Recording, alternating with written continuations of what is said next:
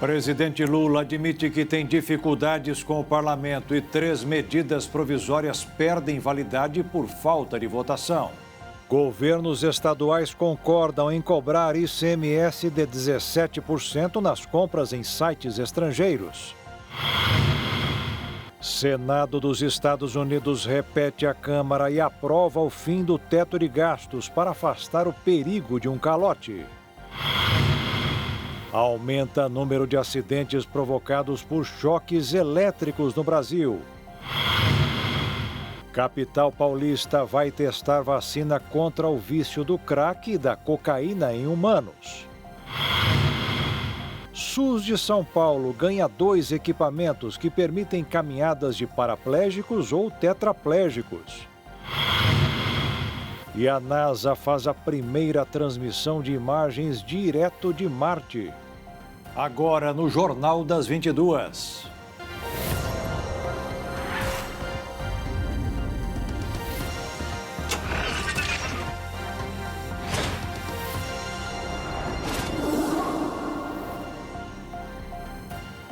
Olá, boa noite. Todo dia acontecem mais de 2 acidentes provocados por choques elétricos no Brasil, um número que não para de aumentar. No ano passado, um vídeo que chamou a atenção na internet foi de um eletricista recebendo uma carga de 13.000 volts enquanto fazia manutenção em uma rede elétrica. 6 meses depois, ele ainda tenta se recuperar. 7 de dezembro de 2022. Para muitas pessoas, esta foi uma data comum, um dia útil de trabalho como outro qualquer. Mas para o eletricista Rodrigo Moraes da Silva, de 40 anos, foi o momento de seu renascimento. Não, lembro que eu estava fazendo um acabamento de fibra ótica, né? No poste. Esse fio metálico foi um alicate que pegou no fio terra. Aí eu vim tomar descarga. Naquele momento que eu tomei o choque, pra mim, eu nem ia voltar mais. Rodrigo sofreu uma descarga elétrica enquanto fazia a manutenção na rede de internet na cidade de Bauru, interior do estado de São Paulo. Ele ficou desacordado depois de tomar o choque. Segundo o eletricista, foi uma descarga elétrica de 13.000 volts. Ainda com as costas pegando fogo, ele acordou e conseguiu se desamarrar dos fios para descer a escada. Para ele foi um verdadeiro milagre. No hospital foram necessários enxertos de pele em 33% do corpo, já que o eletricista sofreu queimaduras de 3º grau, além de perder a orelha esquerda. Rodrigo ficou internado por 98 dias e agora se recupera em casa, além de fazer fisioterapia motora e respiratória, para poder, enfim, reconstruir a vida. Fiquei quase 32 dias entubado, né? Sem noção nenhuma do que estava acontecendo. Aí depois que eu acabei de ficar entubado, eu passei pelo centro cirúrgico para tirar as peles queimadas, né, que ficou nas costas. Mas a situação que o Rodrigo passou enquanto trabalhava na rua é muito mais comum do que se imagina. Em 2022 foram registrados 853 acidentes graves por choques elétricos no Brasil. Desse total, 592 pessoas morreram, o que corresponde a 69% dos casos. O maior número de mortes ocorreu em ambientes externos, como em fios de postes. Foram 262 óbitos. É preciso ficar atento. As estatísticas mostram que também há riscos no ambiente doméstico. Mas o choque elétrico dentro de casa pode ser evitado com a manutenção de equipamentos e prevenção. A tenente Adriana Andriucci, do Corpo de Bombeiros de São Paulo, dá orientações para evitar acidentes. Existem alguns dispositivos que são instalados na caixa de energia elétrica, ali nos disjuntores, que ele consegue captar uma fuga de energia elétrica, que seria um choque. E quando ele capta essa fuga de energia elétrica, ele já desliga a eletricidade da residência. No dia a dia, a pessoa começa a tomar choque no chuveiro, tomar um choque na geladeira. Por menor que seja, já é um indício de que alguma coisa está errada na instalação elétrica daquela residência. A militar explica os diferentes tipos de choques elétricos e as lesões causadas pela descarga. A gente pode graduar, então, em 3 tipos de choque elétrico. Aqueles mais leves, que a pessoa vai sentir um pouco de formigamento, um pouco de dor. Uns outros medianos, em que a pessoa já pode ter um problema para respirar E aí sim já fica grave se ela não tiver um socorro adequado e no tempo adequado. E já os choques mais fortes, que esses sim são bem perigosos e pode até levar uma pessoa à morte. Segundo a tenente Andreucci, em caso de acidente, a primeira atitude deve ser desligar a chave geral de forma segura e nunca encostar na vítima. Manter um presidiário atrás das grades custa 37% a mais do que um salário mínimo por mês. A conta foi divulgada hoje e é da Secretaria Nacional de Políticas Penais. Os dados foram coletados em janeiro e fevereiro deste ano em 16 estados brasileiros. Em média, um preso custa em torno de R$ 1.819 por mês aos cofres públicos. O valor é 37% maior do que o salário mínimo nacional, que atualmente é de R$ 1.320. Segundo a secretaria, em janeiro, as despesas totais dos estados com funcionários, alimentação, transporte e manutenção das instalações e outros serviços para os presídios foram de mais de R$ 860 milhões. Já em fevereiro, esse valor subiu para 953 milhões. Embora o gasto médio nacional esteja em torno de R$ 1.800, 3 estados chamaram a atenção por registrar o mais que o dobro do salário mínimo atual. No topo dessa lista aparece o Mato Grosso do Sul, onde um preso custa mensalmente quase R$ 3.200. O Piauí é o segundo estado que mais gasta, com mais de R$ 3.100. Na sequência, vem o Maranhão, onde um presidiário custa mensalmente R$ 2.745. O levantamento mostra ainda que do total gasto no país, a maior porcentagem é com salários de funcionários, pagamentos de empregados terceirizados, material de expediente e estagiários.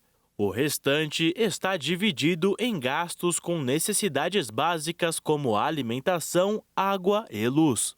Segundo o Senapem, atualmente o Brasil tem uma população carcerária de mais de 832 mil detentos.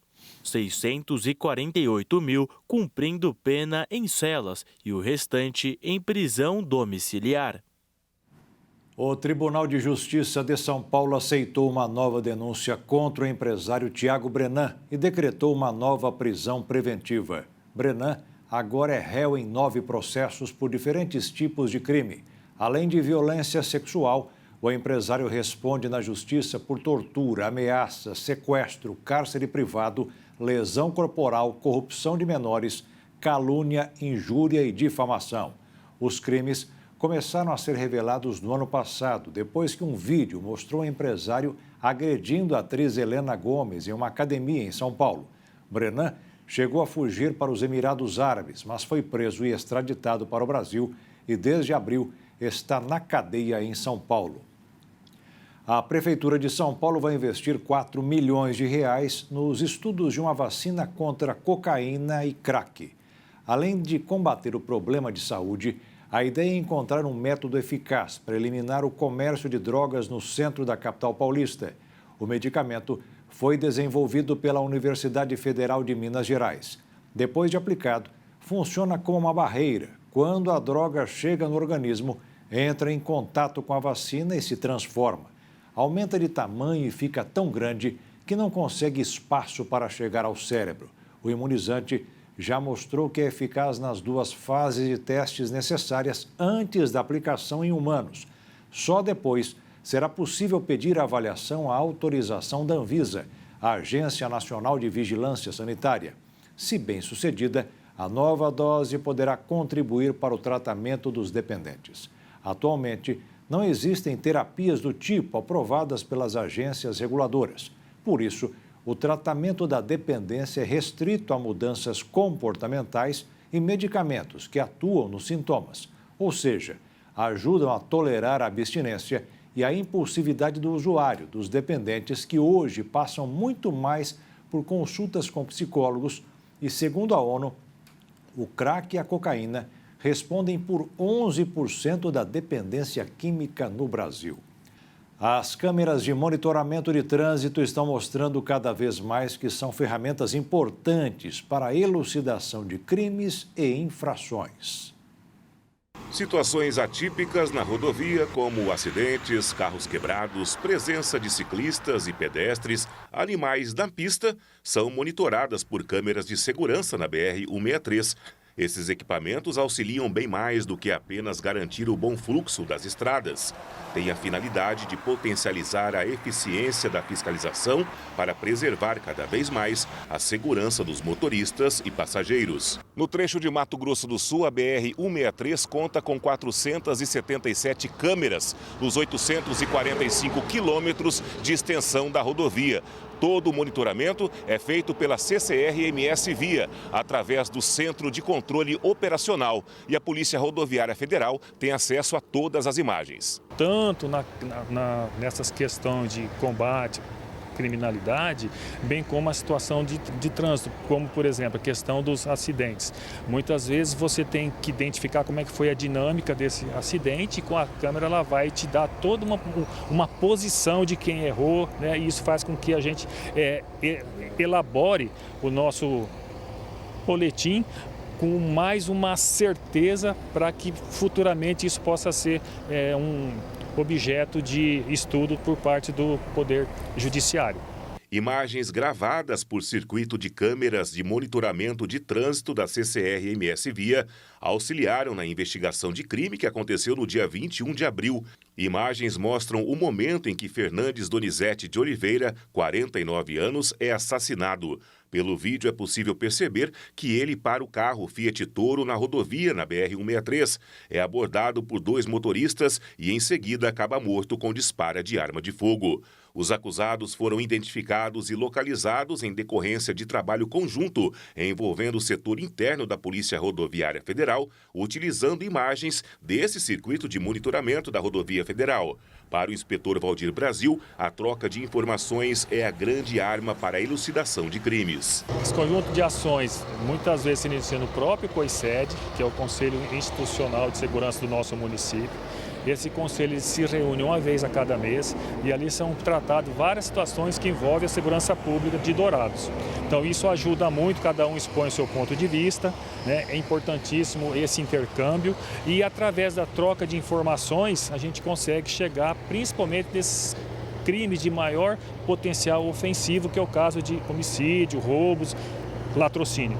Com esse trabalho é possível detectar infrações cometidas à distância, nos 2 sentidos da rodovia. Os agentes da Polícia Rodoviária Federal podem identificar crimes e infrações a longa distância e depois realizar a abordagem quando passarem nas proximidades do posto móvel ou fixo da unidade de segurança. É uma maneira de garantir mais tranquilidade para quem tem que pegar a estrada. A seguir, Senado dos Estados Unidos repete a Câmara e aprova o fim do teto de gastos para afastar o perigo de um calote. E os governos estaduais concordam em cobrar ICMS de 17% nas compras em sites estrangeiros.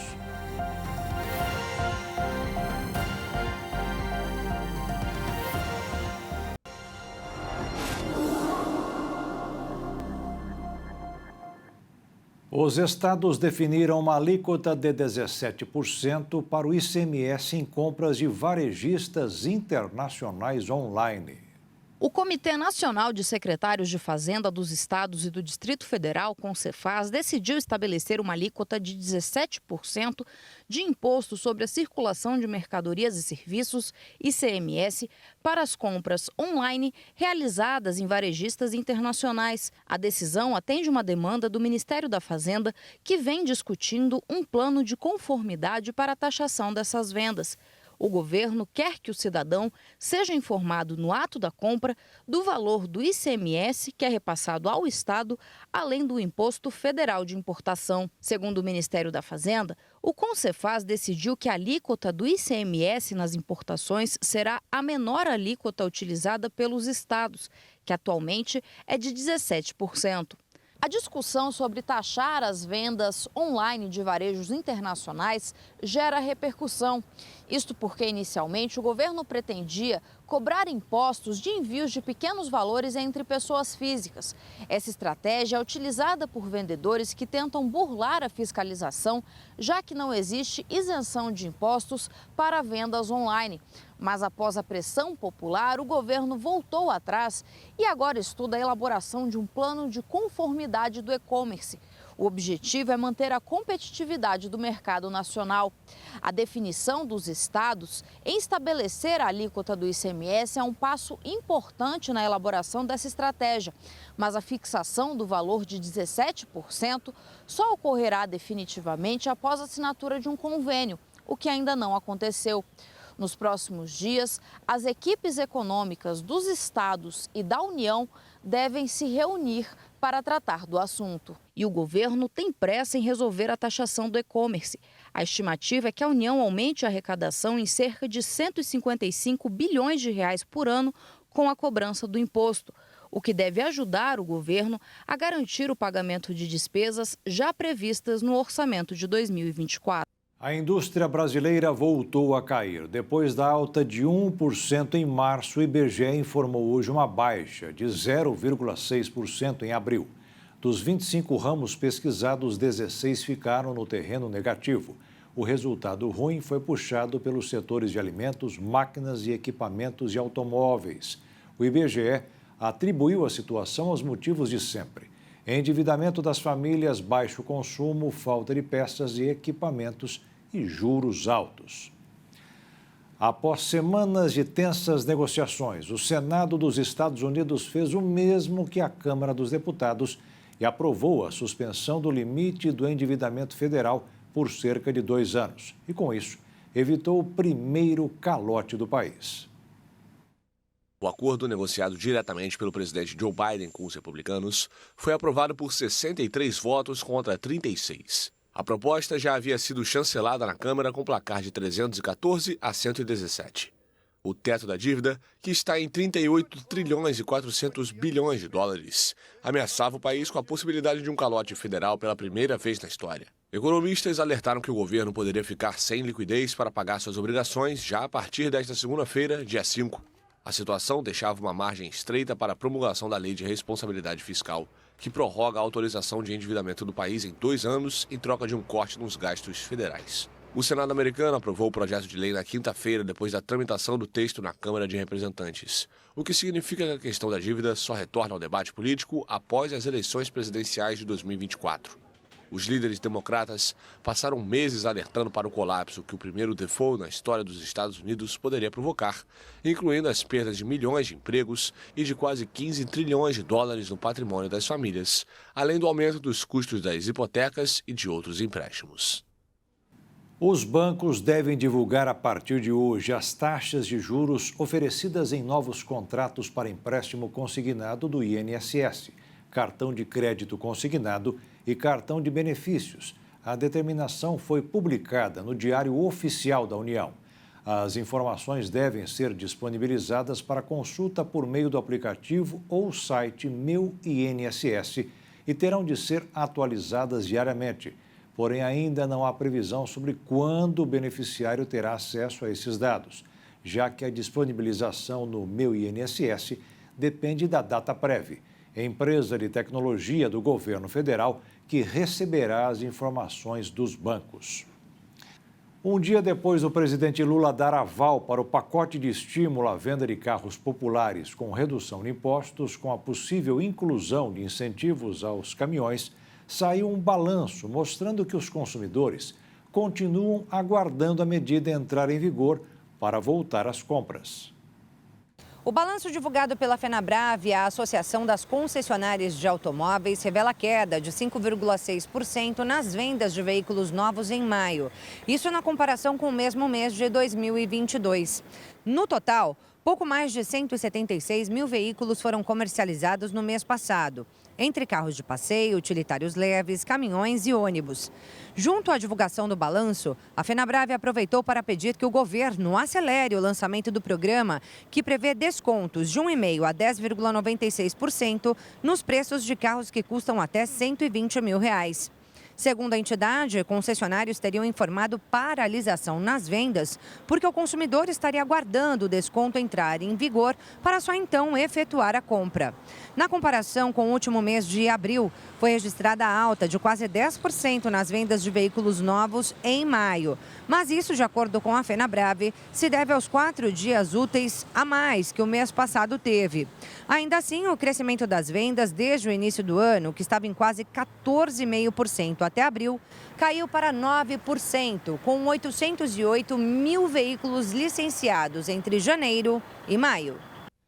E no mercado financeiro, o fechamento do acordo nos Estados Unidos foi o que mais pesou no fechamento da semana no mercado financeiro. E o dólar voltou a operar abaixo dos R$ 5,00. Com mais uma baixa de 1,04%, a moeda norte-americana terminou o dia cotada a R$ 4,95 na venda.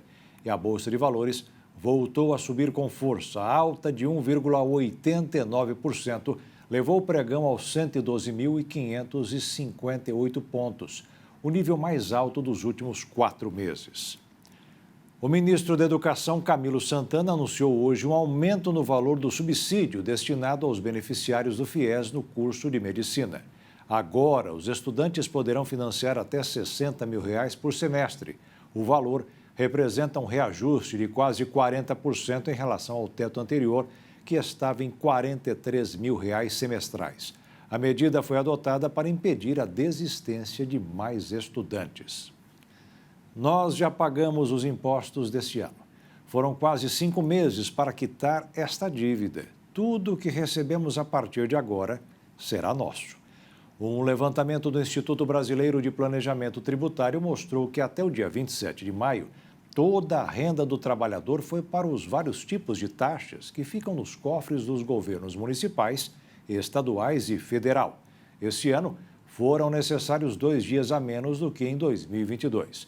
O que acontece é o seguinte: todos os impostos sobre renda, consumo e patrimônio estão embutidos nas atividades do dia a dia. Tudo que o cidadão compra ou vende paga uma tarifa. E para quem diz que o Brasil é o país com a maior carga tributária do mundo, é bom saber que isso não é verdade. Segundo o instituto que sempre faz este levantamento, em uma lista com 30 países, estamos no 14º lugar, com uma taxa de 34,5%. Em primeiro está a Dinamarca, que fica com mais de 48% da renda das pessoas. O que muitos analistas cobram é sobre o que é feito com tanto dinheiro. Na Dinamarca, Suécia, Itália, Bélgica e Finlândia, que têm as 5 maiores cargas tributárias do mundo, a qualidade de vida é bem diferente. O sistema de pagamento mais utilizado pelos brasileiros, o Pix, tem se tornado cada vez mais essencial para o funcionamento dos pequenos negócios. É o que revela um levantamento do Serviço Brasileiro de Apoio às Micro e Pequenas Empresas, SEBRAE, e do Instituto Brasileiro de Geografia e Estatística, IBGE. Segundo a 3ª edição da pesquisa Pulso dos Pequenos Negócios, 52% dos microempreendedores individuais utilizaram o Pix como a principal forma para receber pagamentos. Em segundo lugar está o cartão de crédito, com 20% dos negócios. Em terceiro lugar, o dinheiro, com 12%. Entre as micro e pequenas empresas, aquelas que faturam de R$ 82 mil a R$ 4.800.000 por ano, o Pix divide a preferência com o cartão de crédito, em 27% dos negócios. Logo depois vem os boletos, com 18%. Em relação ao MEI, o percentual de microempreendedores que consideram o Pix como principal modalidade de recebimento de recursos subiu 1 ponto em relação à primeira pesquisa, publicada em agosto do ano passado. Segundo o Sebrae, os baixos custos em relação às maquininhas de cartões e a instantaneidade nas transferências consolidam o Pix como ferramenta essencial para a categoria. De acordo com o estudo, outros fatores que estão aumentando essa preferência nos pequenos negócios são a falta de preocupação com o troco, a facilidade de controle financeiro e a praticidade na tomada de decisões, como o pagamento de fornecedores. Em alguns casos, os empreendedores estão oferecendo descontos para clientes que usam o Pix. Nas micro e pequenas empresas, mesmo com as taxas das maquininhas, o cartão de crédito continua a ser usado por causa da possibilidade de parcelar as compras ou de pagar a fatura uma vez por mês. Ao todo, cerca de 7.500 empreendedores dos 26 estados e do Distrito Federal participaram do levantamento de forma online. A margem de erro é de 1 ponto para mais ou para menos. De São Paulo, Leonardo Félix. Após algumas auditorias realizadas, a Controladoria Geral da União identificou pagamentos irregulares de quase 2 bilhões de reais nos auxílios pagos pelo governo Bolsonaro a caminhoneiros e taxistas. Os pagamentos foram realizados no segundo semestre de 2022. Ao todo, mais de 366 mil pessoas receberam os R$1.000 do governo sem ter direito legal. Dessa forma, cada pessoa recebeu R$7.000. Como o pagamento dos auxílios já foi concluído, a CGU recomenda ao governo a adoção de 2 medidas: a avaliação dos pagamentos irregulares feitos a quem não teria direito ao benefício e a adoção das providências necessárias para o ressarcimento dos cofres públicos. Os preços mundiais dos alimentos registraram queda de 1,6% em maio, após a redução do custo dos cereais e dos óleos vegetais. O anúncio foi feito pela Organização das Nações Unidas para a Alimentação e a Agricultura. A queda em maio ocorre por causa da considerável redução do custo dos cereais e dos óleos vegetais. O índice de preços dos cereais retraiu 4,8% em um mês, consequência da queda de quase 10% do custo do milho, devido às perspectivas favoráveis de produção e à demanda menor das importações. Os preços do trigo, cujas reservas são abundantes, caíram 3,5% pela renovação do acordo que permite estabelecer corredores marítimos seguros no Mar Negro para transportar cereais ucranianos. Os preços dos óleos vegetais registraram queda ainda mais expressiva, de 8,7% em ritmo anual, o que significa um custo menor do que em maio de 2022.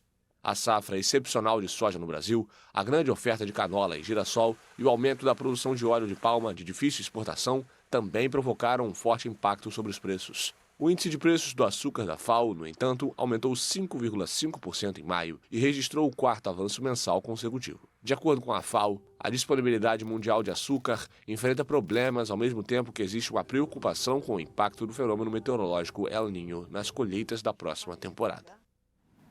E veja a seguir, presidente Lula admite que tem dificuldades com o parlamento e 3 medidas provisórias perdem validade por falta de votação. E veja também, segundo o governo da Ucrânia, a Rússia já perdeu 200 mil soldados na guerra que começou há mais de um ano.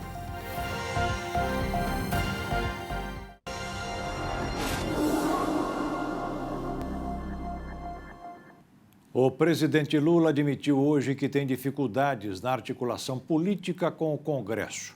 Ele reconheceu que o governo correu o risco de perder ministérios na votação da medida provisória que definiu a estrutura do Executivo. Lula disse ainda que não tem uma base sólida de apoio no parlamento, em especial na Câmara dos Deputados. E a versão que recebeu nem foi a que ele gostaria, porque tirou atribuições de algumas pastas, sobretudo dos Ministérios do Meio Ambiente e Mudança do Clima e dos povos indígenas. Para provar o que o presidente disse, 3 medidas provisórias perderam a validade hoje. Os textos elaborados pelo governo federal no começo do ano não foram votados dentro do prazo pelo Congresso Nacional, por isso perderam a validade. As MPs que caducaram são a MP do COAF, que transferia as atividades do Conselho de Controle de Atividades Financeiras do Banco Central para o Ministério da Fazenda. Com o vencimento do texto, a fiscalização e controle de atividades bancárias suspeitas volta a ser atribuição do Banco Central. A segunda MP é a do voto de qualidade do CARF, que estabelecia que o governo teria voto de desempate em julgamentos do Conselho de Administração de Recursos Fiscais. Esse tema é sensível à equipe econômica do governo federal, Por isso, um projeto de lei já foi elaborado e enviado aqui para o Congresso Nacional e deve tramitar em regime de urgência. A terceira MP que venceu é a que extinguia a Funasa. Para tentar salvar essa proposta, o governo federal articulou a inclusão desse texto na MP de reestruturação da esplanada dos ministérios. Mas na hora da votação, a mudança foi desfeita e, na prática, a Funasa foi recriada, o que pode abrir novos cargos para os aliados do governo. Outras 4 medidas provisórias poderiam ter sido extintas nesta sexta-feira, mas elas foram votadas ou incorporadas a outros textos. Foi o caso da MP do Auxílio Gás, que foi incluída na medida provisória do Bolsa Família, já aprovada na Câmara e no Senado. O presidente Luiz Inácio Lula da Silva esteve hoje na cidade de São Bernardo do Campo, na Grande São Paulo, para a inauguração de uma fábrica de ônibus elétricos. O espaço tem capacidade para a produção de até 150 ônibus elétricos por mês, podendo chegar a um total de 1.800 ônibus ao ano. A expansão da fábrica é parte de um plano de investimentos de 150 milhões de reais. A empresa é referência em transporte público sustentável. Lula participou também na inauguração do novo prédio da Universidade Federal do ABC. Situado no campus de São Bernardo, o prédio abrigará 22 laboratórios dedicados à pesquisa científica e inovação tecnológica nas mais variadas áreas, entre elas genética, desenvolvimento energético e equipamentos médicos. Com uma área de 5.000 metros quadrados, o bloco também contará com 12 laboratórios de iniciação científica e salas de aula para pós-graduação. O investimento total para a realização deste projeto foi de R$ 28.500.000. Uma família brasileira está gastando mais de 115 litros de água por dia. Segundo o estudo divulgado hoje pelo IBGE, em algumas regiões, os números são até maiores. A informação faz parte da terceira edição do estudo Contas Econômicas Ambientais da Água Brasil, realizada entre 2018 e 2020 pelo IBGE, em parceria com a Agência Nacional de Águas e Saneamento Básico. O levantamento mostra indicadores físicos e monetários sobre a oferta e demanda da água no Brasil, em atividades econômicas e das famílias. Do total do consumo, 97% foram da agricultura, pecuária, produção florestal, pesca e aquicultura. Já a indústria de transformação e construção gastou 1%, a mesma quantidade da água e esgoto. O estudo mostra que entre as regiões brasileiras, o Sudeste tem o maior uso per capita, com 144,3 litros, enquanto o menor é registrado no Norte, com 78,7 litros por dia. Ao falar da atividade agrícola, devemos realizar uma comparação entre os gastos hídricos com o valor produzido por ele. Na região Sudeste e Centro-Oeste, são gastos mais de 800 litros de água para cada R$1 gerado pela produção agrícola. Além disso, existem as diversas formas de má utilização da água, principalmente quando citamos o desperdício doméstico e empresarial, que aumenta ainda mais a parcela de utilização do recurso natural.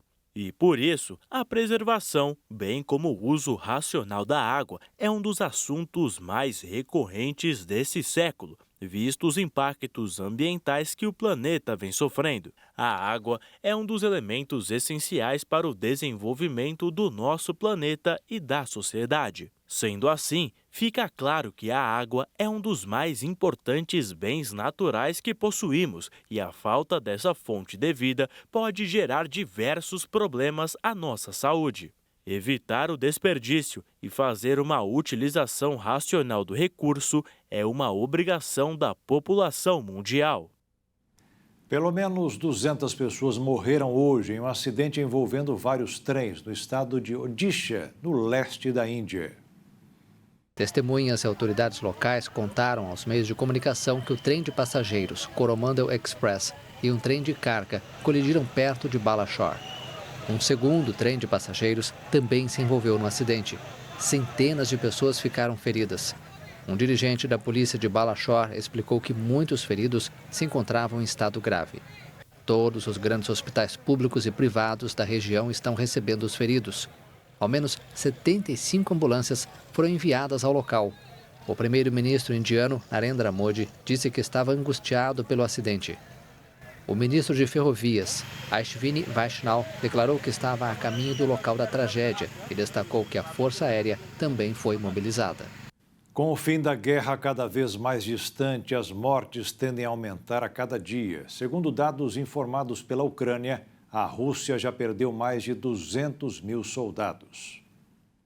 De acordo com os dados divulgados pelo porta-voz do Grupo Oriental das Forças Armadas Ucranianas, cerca de 208 mil soldados russos foram mortos desde o início da invasão de Moscou na Ucrânia. O que preocupa as autoridades do resto do mundo é que, mesmo aparentando um certo controle do conflito em algumas regiões, a Rússia não divulga números exatos.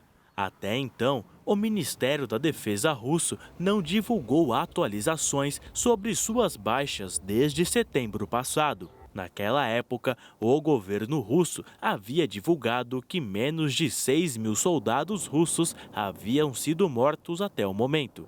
Número que, se for colocado na balança atual de baixas, seria quase que impossível. Embora as estimativas de números de vítimas variem, com os números da Ucrânia geralmente superando os de seus aliados ocidentais. Além disso, as perdas russas estão afetando cada vez mais sua capacidade de lutar com eficácia. O motivo principal desse número alto é que muitos dos recrutas estão mal treinados, sendo usados como bucha de canhão. Ou seja, o soldado que vai para a linha de frente enfrentar o inimigo. Outro relato que surge é que a maioria das pessoas que Putin convocou para a guerra saiu das repúblicas da Rússia, como regiões do Cáucaso, parte da Sibéria e de perto da fronteira com a Mongólia. A falta de soldados reflete também na fraqueza de seus equipamentos. O porta-voz do Kremlin, Dmitry Peskov, reconheceu em outubro de 2022 que a Rússia precisava de armamentos para os seus soldados. O reflexo desse anúncio tem surgido apenas agora, no momento em que a Ucrânia inicia a sua contraofensiva. Os japoneses têm cada vez menos filhos, uma situação que provoca vários problemas na sociedade. Por isso, o governo decidiu incentivar as pessoas a mudarem o comportamento. O primeiro-ministro do Japão, Fumio Kishida, anunciou nesta quinta-feira um plano de ajuda para as famílias no valor de 25 bilhões de dólares, investimento voltado para salvar a queda de natalidade no país. Esse valor equivale a 125 bilhões de reais. Com duração de 3 anos, o plano prevê um aumento das ajudas diretas aos casais, apoio financeiro à educação dos filhos e ao pré-natal, além de promover horários de trabalhos flexíveis ou licença para os pais. As medidas buscam combater o colapso na taxa de natalidade, que caiu para um piso sem precedentes. A intenção é aumentar a renda dos jovens e a geração que está na idade de criar crianças, declarou Fumio Kishida em uma reunião com ministros, especialistas e empresários. O Japão, com 125 milhões de habitantes, registrou menos de 800 mil nascimentos em 2022, o número mais baixo desde o começo das estatísticas. Ao mesmo tempo, a proporção de idosos na demografia do arquipélago aumentou. O plano levantou críticas, já que até o momento não foram especificadas as fontes do financiamento. Neste dia 2 de junho, completa 70 anos da coroação da Rainha Elizabeth II. O rei Charles III iniciou hoje uma visita privada sozinho de vários dias à Romênia, a primeira do soberano fora do Reino Unido desde sua coroação no início de maio. O rei Charles III foi recebido em Bucareste com honras militares no Palácio Presidencial pelo chefe de Estado romeno Klaus Iohannis. Cerca de 300 pessoas participaram da cerimônia organizada em sua homenagem para celebrar o 25º aniversário de sua primeira visita ao país, antes de várias reuniões planejadas com autoridades e representantes da sociedade civil. O rei britânico destacou durante a cerimônia que sempre se sentiu em casa na Romênia. Charles III não está acompanhado por sua esposa Camila e a duração da viagem é desconhecida.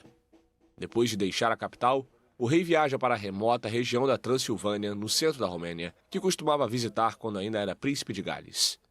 Charles afirma ser um parente distante de um príncipe do século XV conhecido como Vlad, o Impalador, que inspirou o personagem do Conde Drácula e afirma ter a Transilvânia em seu sangue. E a seguir, SUS de São Paulo ganha 2 equipamentos que permitem caminhadas de paraplégicos ou tetraplégicos. E veja também, NASA faz a primeira transmissão de imagens ao vivo de Marte.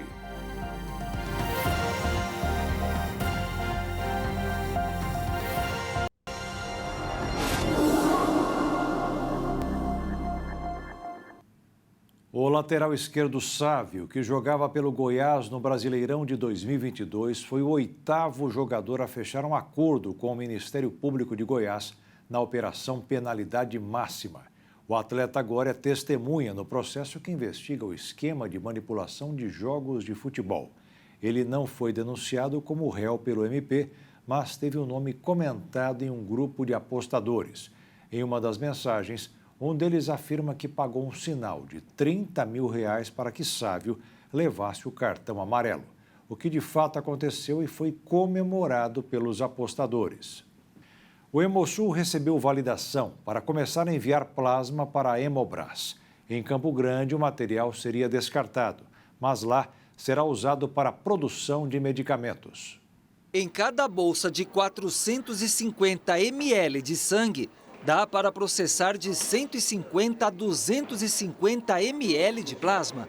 É uma parte do sangue composta principalmente por água e proteínas. Os médicos solicitam quando eles precisam de uma cirurgia de grande porte ou quando o paciente tem algum acidente, algum sangramento muito grande para dar uma regulada também no fator. Depois de separado, o plasma é mantido congelado. Por ano, o Hemosul processa cerca de 50 mil bolsas de plasma, como esta aqui. Só que a demanda no nosso estado é baixa, perto de 10 mil unidades por ano.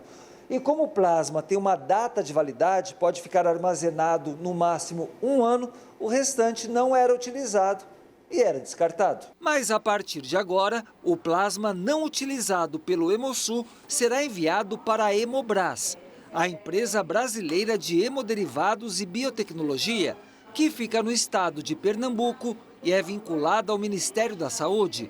É que o Hemosul de Campo Grande recebeu o cartão verde para o reaproveitamento do plasma. Eles verificaram a tecnologia, se a gente faz tudo corretamente conforme a legislação e um pouco mais. E nós fomos aprovados. Com isso, o Hemosul de Campo Grande passa a salvar vidas não só aqui no estado. O plasma é industrializado, então ele é separado em frações, tudo aquilo que tem dentro do plasma que fica disperso, né, ele é separado.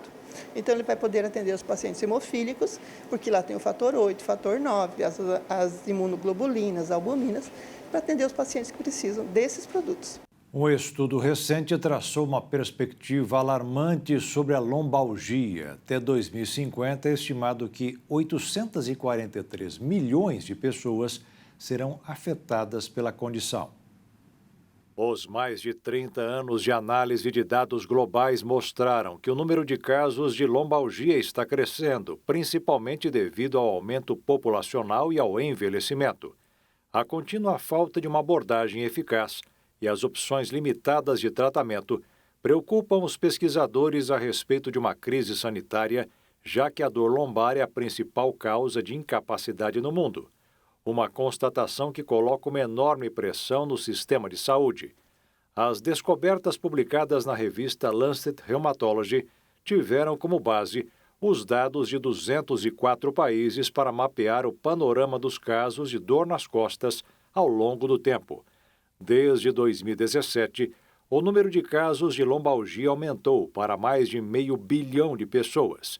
Em 2020, houve aproximadamente 619 milhões de casos mundiais registrados de lombalgia, um problema que no Brasil afasta os pacientes do trabalho em média 100 dias ao ano, de acordo com o estudo. A nível global, pelo menos 1/3 da carga de incapacidade associada à dor nas costas foi atribuível a fatores ocupacionais, tabagismo e excesso de peso. Um erro cometido por grande parte da população é achar que a dor lombar afeta em sua maior parte adultos em idade produtiva. Este estudo confirmou que a dor lombar é mais comum entre os idosos e também nas mulheres. O alerta é para que os sistemas de saúde respondam a esse fardo enorme e crescente de dor lombar que está afetando as pessoas em todo o mundo, prevenindo a dor lombar e garantindo o acesso oportuno aos cuidados, pois existem maneiras eficazes de ajudar as pessoas com dor, já que os tratamentos comuns recomendados têm eficácia desconhecida ou são ineficazes, o que inclui algumas cirurgias e opioides. O SUS vai incorporar no estado de São Paulo um exoesqueleto que ajuda uma pessoa paraplégica ou tetraplégica a andar. Esse aparelho foi testado no mês passado pela senadora Mara Gabrilli, do PSD de São Paulo, que há quase 30 anos sofreu um acidente de carro. Ela ficou paraplégica e, além da falta de apetite e perda de olfato, que são consequências comuns ao sistema nervoso em casos como esse. No mês passado, Mara Gabrilli esteve em Nova York, nos Estados Unidos, com a coordenadora da rede Lucy Montoro e professora da Universidade de São Paulo, Linamara Batistella, para testar o equipamento chamado de Atalante, a convite da empresa. Agora, o governo de São Paulo anunciou a parceria da rede Lucy Montoro com a francesa Vandercraft e o Centro Paralímpico Brasileiro para pesquisa científica e tecnológica com exoesqueletos. Foram comprados 2 equipamentos, no valor de R$ 990 mil. O objetivo não é que os deficientes voltem a andar, mas que sintam o prazer de voltar a andar. Uma ajuda à autoestima. A expectativa é que a tecnologia avance, possa estar na casa do paciente e seus usos sejam incorporados ao cotidiano para fazer coisas simples, como simplesmente levantar e pegar um café. Na tarde de hoje, a Agência Espacial Europeia fez história ao transmitir ao vivo pela primeira vez imagens captadas do planeta Marte. O evento começou perto das 13 horas no horário de Brasília, mas não era tão ao vivo assim. A velocidade da luz não permitia que a informação chegasse em tempo real na Terra. Demorou cerca de 18 minutos para os registros chegarem aqui. A cada 50 segundos, uma nova imagem era divulgada. Mas a qualidade não era uma das melhores. Os registros foram feitos por uma câmera de observação muito antiga, lançada em 2003 para a Operação Mars Express. Mesmo com a baixa qualidade, a transmissão foi muito comemorada pelos cientistas. E o motivo é que, justamente hoje, a missão Mars Express, que estuda a atmosfera do planeta vermelho, está completando os seus 20 anos de vida. E o Jornal das 22 termina aqui. Uma boa noite para você. Aproveite bem o final de semana. Fique na paz. Tchau.